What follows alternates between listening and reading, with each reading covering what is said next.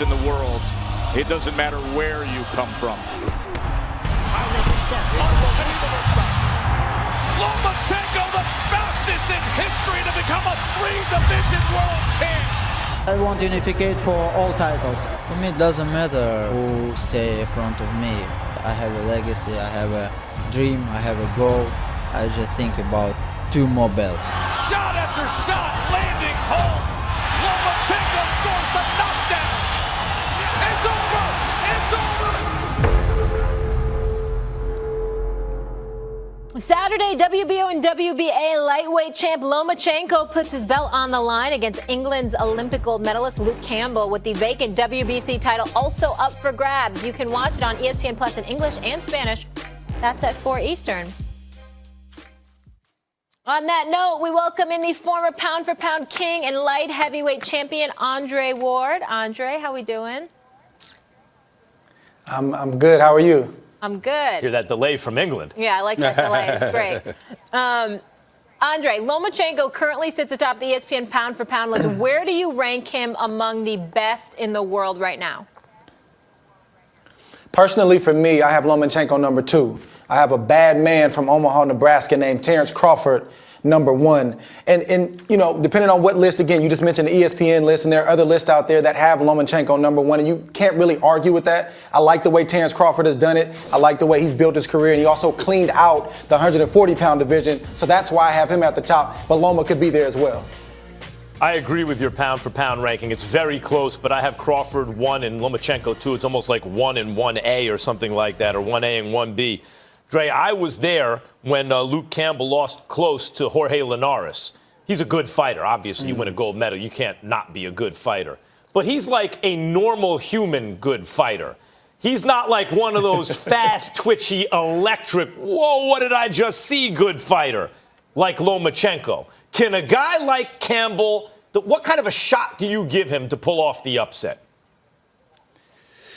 Well, you just mentioned his amateur pedigree. That speaks for itself. They don't give gold medals away. I know because I have one, and I know how hard it was to get that. And Campbell has the reach advantage. He has the height advantage. He's left-handed, and he can box. He's skillful. But like you said, it's the type of skillful that we've seen before. Lomachenko, yeah, he's got a skill set, but he applies his skill set in a different way than we haven't seen before. Yeah, we've seen good footwork, but not quite like that. We've seen combination punching, but not quite like that. That's what Luke Campbell's going to have to deal with. And for most Lomachenko opponents, the issue is from the neck up. Do you believe that you belong, and do you believe that you can win?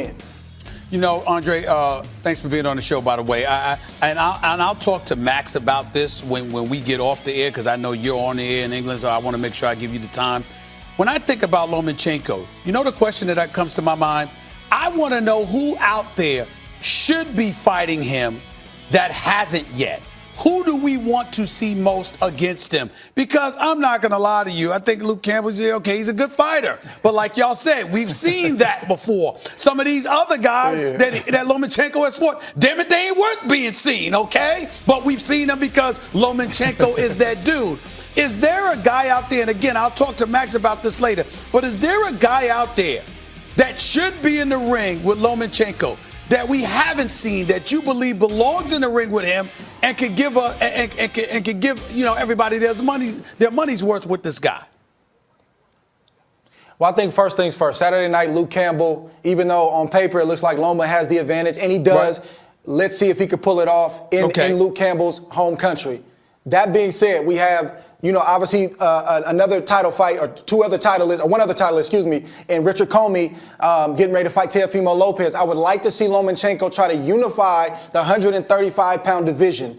That being said, I would love to see Loma go down to 130 and deal with the likes of a Gervonta Davis, a Miguel Burchell, a Tevin Farmer, those types of people, a Jamel Herring. That's when I think the icing will be on the cake, and you'll be able to say once and for all that Lomachenko's an all-time great. Dre, when you say those kind of people, but what we're really getting at is, and you and I are broadcast partners, you do the weigh-in on Max on Boxing, we host the fights together on ESPN, we worked on HBO ringside together.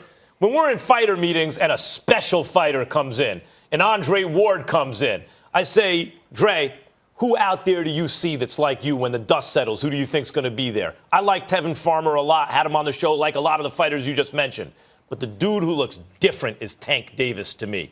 Do you agree? Is Tank the guy when Gervonta Davis, when the dust settles, is going to be the super fight opponent because he's just in the winner's bracket? Or is it someone else? It's highly likely. I mean, that's probably the biggest name in that division. But here's the thing, or the issue that I have with Tank Davis, and I know they won't like this, but this is the truth. These are the facts. We don't really know how good Tank Davis is based on the level of competition that he's fought. You can say that I'm old school. You can tag me with that, but you don't get to reinvent the wheel. If you want to be an all-time great, I'm not talking about Twitter followers. I'm not talking about Instagram followers. We need to see you up against another equal or somebody close to you, not the same looking type of guys, not regular guys, but guys that are real threats. Make those kind of fights and then beat those guys. And then you know what? Do it again and then do it again. Then you can start to feel like he's the guy in the division. Until that happens, Max, that's just on paper. Any one of those guys that I named at 130 has the opportunity to have a night against Lomachenko. Not saying they'll do it, but they have the opportunity. Dre and Max, that's why I asked the question, because the name that kept coming to my mind was Gervonta Davis, because I want to see that fight. I knew that's where you were going, too. That's exactly where I was going. But I want to ask you this. Is that fight, has Lomachenko been devoid of that kind of fight? Is it politics, or is there actually guys running from this dude because he's been so magnificent? I saw him make a Nicholas Waters quit, for crying out loud. Quit!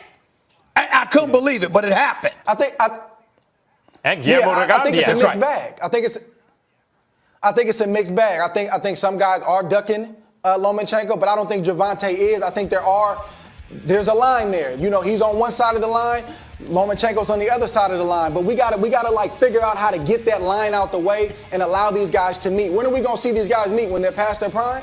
Or when one guy gets beat? Let's do it now while both guys are on the rise and everybody's clamoring about the event. That's the type of fight we need to determine who the best is in the 130, 135 division.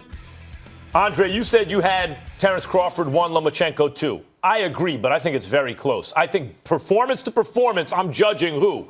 Luke Campbell is credible enough for me. Like, you don't get to be a belt holder with a gold medal, and unless you can fight. If Lomachenko goes overseas to his backyard and lights him up, Dre, he could take the #1 spot potentially from Crawford to me. What say you?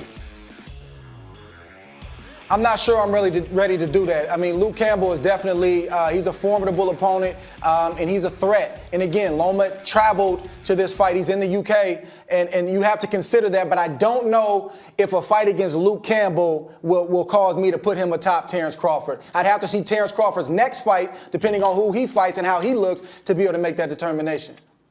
By the way, before I let you get on out of here, since you brought up Terence Crawford, and I don't disagree with you or Max on that, I get it, but I want to know why y'all haven't mentioned Errol Spence Jr. and where y'all have him ranked right now in y'all pound-for-pound picture. Can y'all give it to me, please? 4. You? What about you, Dre? Max. I got him 4. I got Crawford 1, Lomachenko 2, Canelo 3, Spence 4. What about you, Or? What about you, Dre? Listen, Errol Spence, hence his nickname, is the truth. But again, I got to see him continue to fight guys like Sean Porter, eventually fight a Terence Crawford before I can give him that top 2, top 1, top 3 spot. Right now, I got him somewhere around 6 and 7. And again, it's not because he don't have it. I just need to see him against better competition. I understand that, Dre, but you haven't seen Terence Crawford fight those people either. What you mean? I'm just saying, when you talk. Terence Crawford went on the road. Terence Crawford went on the road and fought in the UK against Ricky Burns. He was the champion at that time. He fought Yuriorkis Gamboa when Gamboa was undefeated. I've never been a Gamboa guy. Those are good but wins. Listen, Those are good wins. Ricky Burns got gift decision before he fought Crawford. Terence Crawford cleaned out of division. Let's not gloss over that. That's true. Gotcha. Top to bottom. Andre, Who has done that appreciate in you. recent history? You. Appreciate y'all. Thanks for having me. Usyk. All right. Enjoy your time across the pond. All right, man.